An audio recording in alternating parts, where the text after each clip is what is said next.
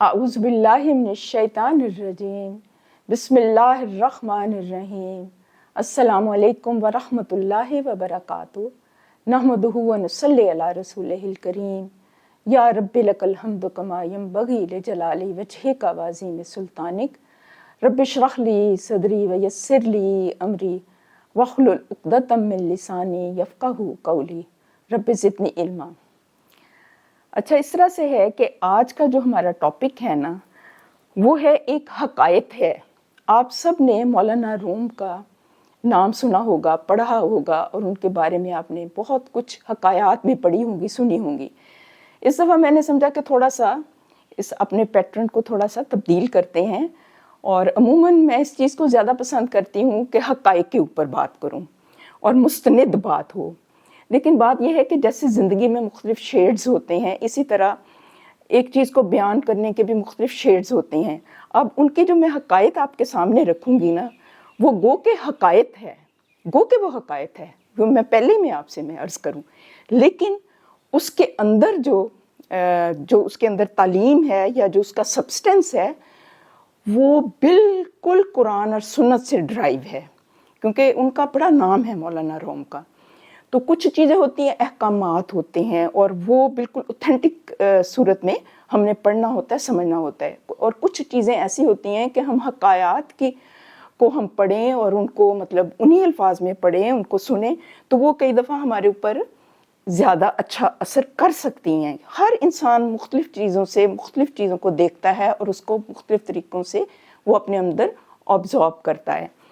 تو اس ضمن میں نے کہا کہ کچھ لوگ جو ہوتے ہیں وہ حقائق کو سن کے وہ زیادہ موٹیویٹ ہوتے ہیں، تو میں آپ کے سامنے مولانا روم کی ایک حقائق میں آپ کے سامنے رکھتی ہوں، اور یہ انہی کے الفاظ میں ہے۔ پہلے میں نے یہ ڈیسائیڈ کیا تھا، کیونکہ میں شروع کرنے لگی ہوں نا، اس لیے تھوڑے سے تمہید ضروری ہے۔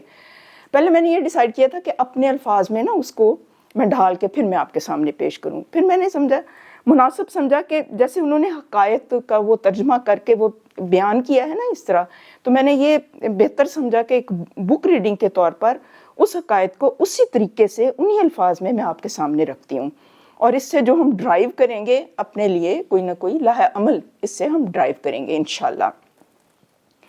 تو یہ حقائق ہے، اور اس کا انہوں نے عنوان یہ دیا ہے، یہ انہوں نے عنوان دیا ہے، یہ میرا دیا ہوا عنوان نہیں ہے، انہوں نے اس کا عنوان دیا ہے نامناسب دعا۔ اور یہاں سے شروع ہو رہا ہے کہ حضور پاک صلی اللہ علیہ وسلم کے ایک صحابی رضی اللہ عنہ سخت بیمار ہو گئے، یعنی یہ ایک حقائق کے طور پر وہ بیان کر رہے ہیں۔ شدت ضعف کی وجہ سے اٹھنے بیٹھنے سے بھی وہ معذور ہو گئے۔ حضور پاک صلی اللہ علیہ وسلم عیادت کے لیے ان کے گھر تشریف لے گئے، بیمار پرسی کی، اور صحابی نے جب آپ صلی اللہ علیہ وسلم کو دیکھا تو خوشی سے انہیں نئی زندگی محسوس ہوئی، اور ایسا معلوم ہوا کہ جیسے کوئی مردہ اچانک زندہ ہو گیا ہو، یعنی حضور پاک صلی اللہ علیہ وسلم کو دیکھ کے انہیں انتہائی خوشی ہوئی، اور ایسے لگا جیسے نا ایک مردہ جسم میں ایک نئی زندگی آ گئی ہو نا۔ ذہ نصیب، اس بیماری نے تو مجھے خوش نصیب کر دیا۔ اب یہ صحابی کہہ رہے ہیں کہ اس بیماری کی وجہ سے تو میں خوش نصیب ہو گیا کہ آپ صلی اللہ علیہ وسلم کی زیارت مجھے نصیب ہو گئی۔ پھر ہے کہ جس کی بدولت میرے غریب خانے کو شاہ دو عالم صلی اللہ علیہ وسلم کے پایا اقدس چومنے کی سعادت حاصل ہوئی۔ یہ وہ فرما رہے ہیں نا۔ اس صحابی نے کہا، اے میری بیماری اور بخار اور رنج و غم، اور اے درد اور بیداری شب، تجھے مبارک ہو، بسبب تمہارے اس وقت نبی کریم صلی اللہ علیہ وسلم میری عیادت کو میرے پاس تشریف لائے، کہ یعنی تیری بیماری کی وجہ سے آپ صلی اللہ علیہ وسلم میرے گھر تشریف لے کے آئے ہیں۔ جب آپ صلی اللہ علیہ وسلم ان کی عیادت سے فارغ ہوئے تو آپ صلی اللہ علیہ وسلم نے ارشاد فرمایا، تمہیں کچھ یاد ہے کہ تم نے حالت صحت میں کوئی نامناسب دعا مانگی ہو؟ تو انہوں نے کہا کہ مجھے کچھ یاد نہیں آتا کہ کیا دعا تھی۔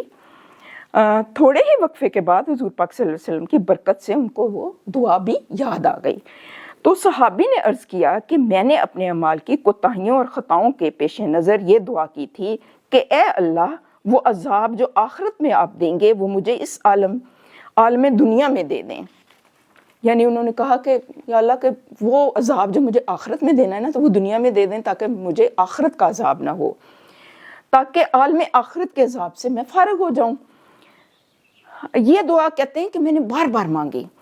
یہاں تک کہ میں بیمار ہو گیا اور یہ نوبت آ گئی کہ مجھ کو ایسی شدید بیماری نے گھیر لیا کہ میری جان اس تکلیف سے بے آرام ہو گئی۔ کہتے ہیں کہ حالت صحت میں میرے جو معمولات تھے، ذکر الہی اور اوراد و وظائف، کہتے ہیں کہ وہ کرنے سے میں عاجز اور مجبور ہو گیا۔ برے بھلے اپنے بیگانے سب فراموش ہو گئے۔ اب اگر آپ صلی اللہ علیہ وسلم کا روح اقدس نہ دیکھتا تو بس میرا تو کام تمام ہی ہو چکا ہوتا۔ آپ صلی اللہ علیہ وسلم کے لطف و کرم اور غم خواری نے مجھ کو دوبارہ زندہ کر دیا ہے۔ اس مضمون دعا کو رسول پاک صلی اللہ علیہ وسلم نے سن کر ناراضگی کا اظہار فرمایا اور منع فرمایا کہ آئندہ ایسی نامناسب دعا آپ نے نہیں کرنی، اور یہ دعا آداب بندگی کے خلاف ہے۔ انسان اپنے مولا سے بلا و عذاب طلب کرے، یہ ایک غلط طریقہ ہے۔ انسان تو ایک کمزور چونٹی سے بھی زیادہ کمزور ہے، اس میں یہ طاقت کہاں ہے کہ آزمائش کا اتنا بڑا پہاڑ اٹھا سکے۔ تو صحابی نے عرض کی کہ اے شاہد و عالم صلی اللہ علیہ وسلم، میری 1000 بار توبہ کہ آئندہ کبھی ایسی بات زبان پر لاؤں۔ حضور پاک صلی اللہ علیہ وسلم، میرے ماں باپ آپ صلی اللہ علیہ وسلم پر قربان کہ اب آئندہ کے لیے میری رہنمائی فرمائیں۔ یعنی انہوں نے پھر یہ کہا کہ یہ مجھ سے غلطی ہوئی ہے تو آپ میری رہنمائی فرمائیں۔ پھر آپ صلی اللہ علیہ وسلم نے اسے یہ تلقین کیا کہ آپ مانگیں کہ ربنا آتنا فی الدنیا حسنہ وفی الآخرۃ حسنہ وقنا عذاب النار، کہ اے اللہ مجھے دنیا میں بھی بھلائی عطا فرما اور آخرت میں بھی بھلائی عطا فرما اور مجھے آگ کے عذاب سے بچا۔ اچھا، یہاں پر جو ہے نا انہوں نے باقاعدہ درس حیات کے طور پر بھی یہاں پر ایک چیز رقم کی گئی ہے، نیچے اس کا کنکلوژن کر کے انہوں نے یہ دیا ہے کہ نامناسب دعا آداب بندگی کے خلاف ہے اور اللہ تعالیٰ کی طرف سے عطا شدہ نعمتوں کی ناشکری کرنے سے اللہ تعالیٰ اور اس کا رسول صلی اللہ علیہ وسلم جو ہے وہ ناراض ہوتے ہیں۔ لیکن میں یہ سمجھوں گی کہ یہ والا جو پوائنٹ ہے نا کہ ناشکری کرنے سے، وہ بات یہ ہے کہ یہ صحابی جو تھے انہوں نے ناشکری دراصل نہیں کی تھی، جہاں تک میں سمجھی ہوں۔ وہ ان کے اندر دین کی فہم نہیں تھی اتنی کہ انہیں یہ پتہ ہوتا کہ مطلب جو ہے نا جب بھی انسان دعا کرے نا تو اس دعا کے آداب میں ہے کہ وہ دنیا کی بھی بھلائی مانگے اور آخرت کی بھی بھلائی مانگے، تو ان کا کانسیپٹ کلیئر نہیں تھا۔ تو اس سے جو چیز مجھے جو سمجھ آتی ہے نا وہ یہ ہے کہ انسان جب بھی دعا کرے نا تو وہ اس چیز کے بارے میں کانشیس ہو کہ وہ کیا مانگ رہا ہے، اللہ تعالیٰ سے وہ کیا مانگ رہا ہے۔ اور سب سے بہترین دعا جو آپ صلی اللہ علیہ وسلم نے تلقین کی ہے وہ یہی ہے کہ دنیا کی بھی بھلائی مانگو اور آخرت کی بھی بھلائی مانگو۔ اور جب دنیا کی بھلائی مل گئی تو دنیا کی بھلائی سے مراد صرف یہ نہیں ہے کہ آپ کو زیادہ پیسہ مل گیا ہے، آپ کو گاڑی مل گئی ہے، کار مل گئی ہے، یہ بھی دنیا کی بھلائی ہے اور اس کے اوپر اللہ تعالیٰ کا انتہائی شکر کرنا چاہیے۔ لیکن دنیا کی بھلائی سے مراد خیر کا مل جانا، نیکیوں کا مل جانا، اس سائڈ پہ رجحان انسان کا ہو جانا اور نیکیوں میں آگے بڑھنے کی توفیق مل جانا، اللہ کی محبت کا مل جانا، رسول پاک صلی اللہ علیہ وسلم کی محبت کا مل جانا، اور اس کے نتیجے میں انسان جو ہے وہ پھر کوششیں بھی شروع کرے اور نیکی کے راستے میں مزید آگے بڑھے، قرآن کے ساتھ تعلق مضبوط کرے، سنت کے ساتھ تعلق مضبوط کرے، اس کو اپنی زندگی میں ڈھالے، اور اس کے ساتھ ساتھ آخرت کے عذاب کے لیے بھی وہ مطلب دعا کرے کہ یا اللہ اللہم اجرنا من النار، یا اللہ مجھے آگ کے عذاب سے بچا اور اپنی رحمت کے میرے اوپر نزول فرما، اپنی رحمتوں کا نزول فرما۔ اچھا، اس کے ساتھ ساتھ کچھ اسی حقائق کی روشنی میں کچھ پوائنٹس ہیں میرے ذہن میں، اسی حقائق کو سامنے رکھتے ہوئے وہ میں آپ سے ڈسکس کروں گی۔ وہ یہ ہے کہ اس کے علاوہ اللہ تعالیٰ نے قرآن پاک کا جو آغاز کیا نا سورۃ فاتحہ سے، تو وہ بہترین دعا ہے، اور وہ والی دعا اللہ تعالیٰ نے خود تلقین کی ہے، کیونکہ اس کا عنوان تھا نا نامناسب دعا۔ تو پھر اس کے ہمیں یہ بھی پتہ ہونا چاہیے کہ پھر مناسب دعا کون سی ہے اور مناسب دعائیں کون سی ہیں کہ جس کی وجہ سے ہم اللہ تعالیٰ کے آگے ہم مناسب دعائیں کریں تاکہ اس کا فیض ہمیں ملے۔ تو یہ بھی ہمارے علم میں ہونا چاہیے۔ تو وہ دعا بھی اللہ تعالیٰ نے خود سکھائی ہے قرآن پاک میں، اور کوئی بھی جو ہے نا نماز وہ قبول نہیں ہوتی جتنی دیر تک ہم سورۃ فاتحہ نہ پڑھیں۔ ایک حضور پاک صلی اللہ علیہ وسلم کی ایک حدیث ہے اور اس کا یہ مفہوم ہے کہ تمہاری نماز ناقص ہے اس وقت تک جب تک کہ تم سورۃ فاتحہ نہ پڑھو۔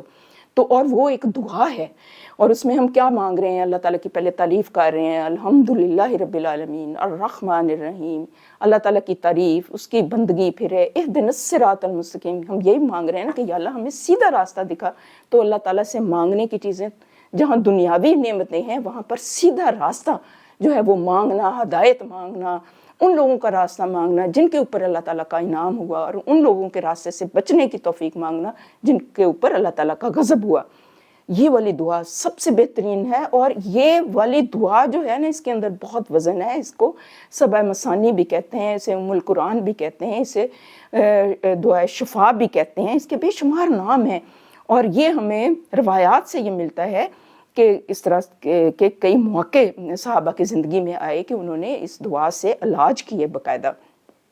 تو اس کو ہم اپنی زندگی میں ضرور بضرور شامل رکھیں۔ ویسے تو ہم یہ ہے نماز میں پڑھتے ہیں، اس کے علاوہ بھی ہر خوشی کے موقع پر، ہر غمی کے موقع پر آپ صلی اللہ علیہ وسلم نے ہمیں دعائیں سکھائی ہیں۔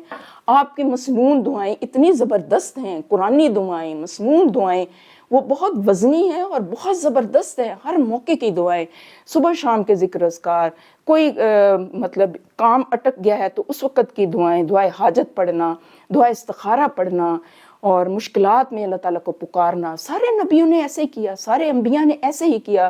حضرت یونس علیہ السلام جب مچھلی کے پیٹ میں چلے گئے تھے تو انہوں نے بھی دعا کی تھی، لا الہ الا انت سبحانک انی کنت من الظالمین۔ آپ سب جانتے ہیں کہ جسے آیت کریمہ کہتے ہیں، تو اللہ تعالیٰ نے کیسے اندھیروں میں سے انہیں نکال باہر کیا تھا۔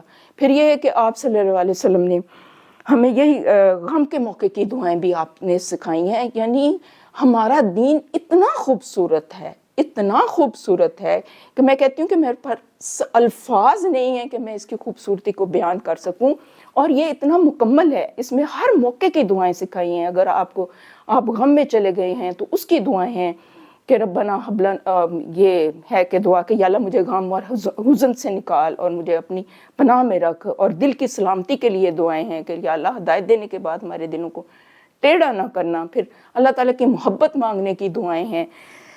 پھر یہ ہے کہ مشکلات سے بچنے کے لیے بھی دعائیں ہیں کہ اللہم انی اعوذ بک من جہد البلاء و درک الشقاء و سوء القضاء و شماتۃ الاعداء، کہ یا اللہ مجھے ہر طرح کی یہ نیگیٹیوٹی سے، ہر طرح کے عذاب سے، ہر طرح کی مشکلات سے مجھے محفوظ رکھ۔ پھر یہ کہ انسان کئی دفعہ دنیا میں رہتے ہوئے مشکلات کا شکار ہو جاتا ہے، روپے پیسے کی کمی کا شکار ہو جاتا ہے، اس کے لیے بھی اللہ تعالیٰ نے دعائیں سکھائی ہیں کہ اللہم اکفنی بحلالک عن حرامک واغننی بفضلک عمن سواک۔ آپ صلی اللہ علیہ وسلم کی تعلیمات میں سے ہمیں یہی ملتا ہے کہ یا اللہ حلال کو ہمارے لیے کافی کر دے اور حرام سے ہمیں بچا لے، اور تو ہمارے لیے کافی ہو جا۔ اور اس سلسلے میں تو بہت سی بات ہو سکتی ہے، لیکن یہ یاد دہانی کے طور پر بس میں اتنا ہی عرض کروں گی کہ ہاں ایک پوائنٹ بہت اہم ہے، انتہائی اہم ہے، اور وہ مجھے ابھی یاد آیا ہے کہ کبھی کسی کو بد دعا نہ دیں، کبھی کسی کو بد دعا نہ دیں۔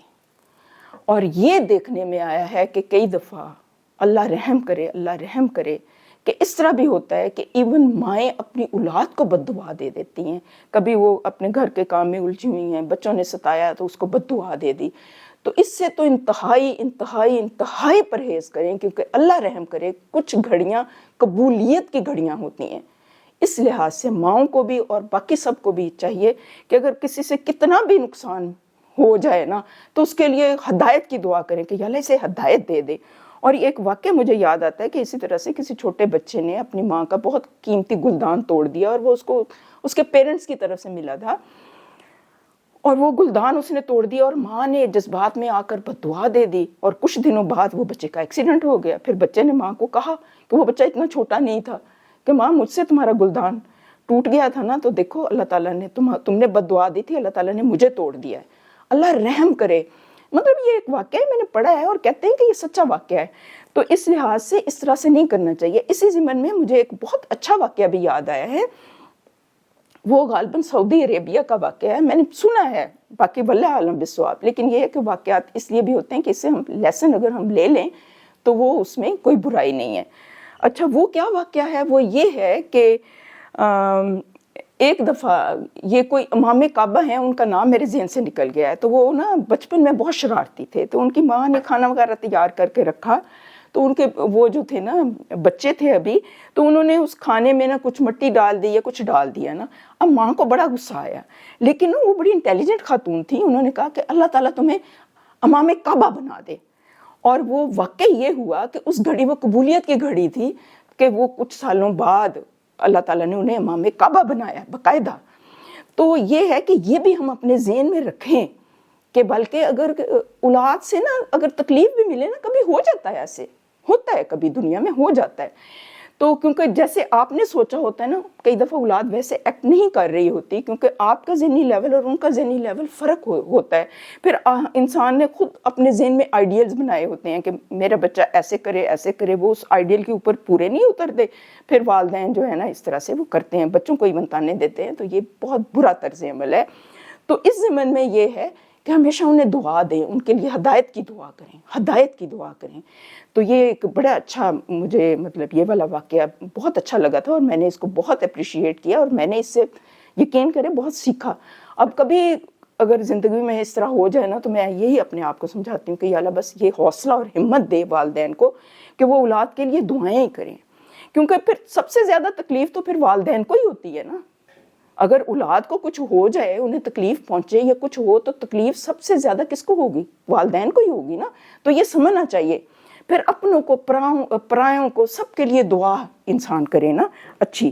اور یہ کہ اس کے ساتھ ساتھ یہ ہے کہ جو دعا کے بارے میں تو بہت کچھ کہا جا سکتا ہے. یہ تو ایک علیحدہ سے ایک بالکل مکمل ایک ٹاپک ہے. بس یہی میں عرض کرنا چاہوں گی کہ ہمیشہ خیر خواہی کریں اور ایسے کام کریں اور ایسا سوچیں کہ ہمیں کسی سے بد دعا نہ ملے، ہمیں بھی کسی سے بد دعا نہ ملے، بلکہ ہم ایسا کام کریں کہ ہمیں دعائیں ملیں، ہمیں بھی دعائیں ملیں اور ہم بھی دوسروں کو دعائیں دیں. اللہ تعالیٰ ہمیں خیر خواہی والا مزاج دے. اور آپ صلی اللہ علیہ وسلم کا کیا طریقہ تھا؟ آپ صلی اللہ علیہ وسلم نے جیسے نماز اور روزے کے بارے میں آپ نے بیعت کی تھی نا، تو اسی طرح آپ صلی اللہ علیہ وسلم نے ہر مسلمان کے لیے خیر خواہی کی بیعت بھی کی تھی. تو یہ والا مزاج ہونا چاہیے. ایمان ہمارا دین ہمیں یہی کچھ سکھاتا ہے. اللہ تعالیٰ ہمیں ایمان کی دولت نصیب فرمائے.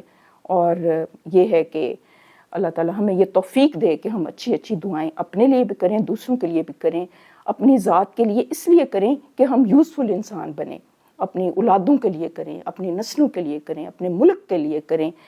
اور یہ کہ جہاں جہاں پر بھی مسلمانوں کے اوپر مظالم ہو رہے ہیں، اللہ تعالیٰ اس کی داد رسی کرے، اور مسلمانوں کے اندر اللہ تعالیٰ جذبہ ایمانی اور جذبہ غیرت و حمیت کو بیدار کر دے، اور اللہ تعالیٰ سب کو اپنی رحمت کی چادر میں ڈھانک کے رکھے. ہمارے اولین اور آخرین کو بخش دے، ہمارے والدین کو بخش دے، سب کے اوپر رحمت کی نظر کرے.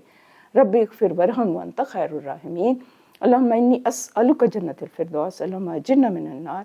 یا اللہ اپنی محبت عطا فرما، اور اپنے سے محبت کرنے والوں کی محبت عطا فرما، اور ایسے قول فعل اور عمل کی محبت عطا فرما جو تیری رضا کا باعث بن سکے. والسلام وآخر دعوانا الحمدللہ رب العالمین.